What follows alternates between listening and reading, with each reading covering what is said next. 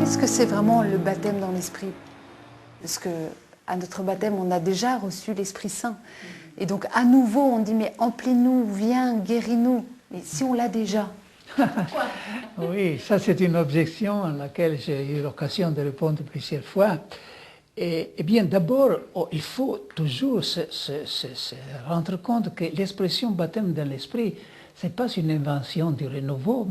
C'est le Christ qui a inventé cette expression. La dernière parole qu'il a dit aux apôtres était « Vous serez baptisés dans le Saint-Esprit d'ici à peu de jours ».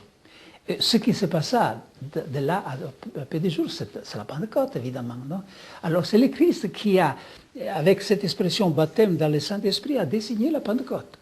Donc qui n'est pas le baptême d'eau.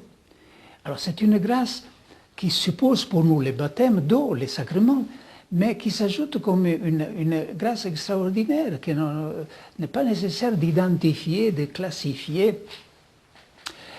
D'ailleurs, à mon avis, c'est l'Église qui nous enseigne ça. Toutes les prières, les hymnes au Saint-Esprit commencent avec l'invitation « Viens, veni Creator Spiritus », « Viens Esprit Créateur »,« Veni Sancte Spiritus », tous les hymnes. Donc, c'est l'Église qui chante, c'est l'Église qui a reçu le Saint-Esprit. Hein. Et pourtant, l'Église nous enseigne toujours à dire « Viens, viens, viens ». Le Saint-Esprit est là, et il doit venir toujours. Il doit venir parce que notre capacité de l'accueillir se renouvelle. Après l'avoir reçu, nous pouvons même le laisser de côté, négliger le Saint-Esprit.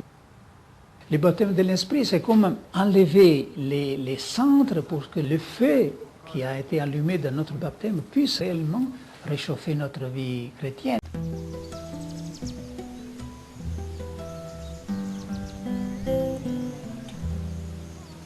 C'est précisément le Saint-Esprit qui rend le Christ vivant et présent.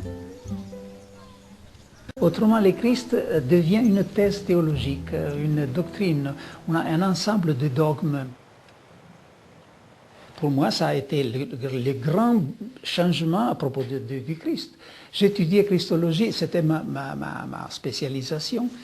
J'avais fait même ma thèse de doctorat en théologie sur la Christologie de Tertullien.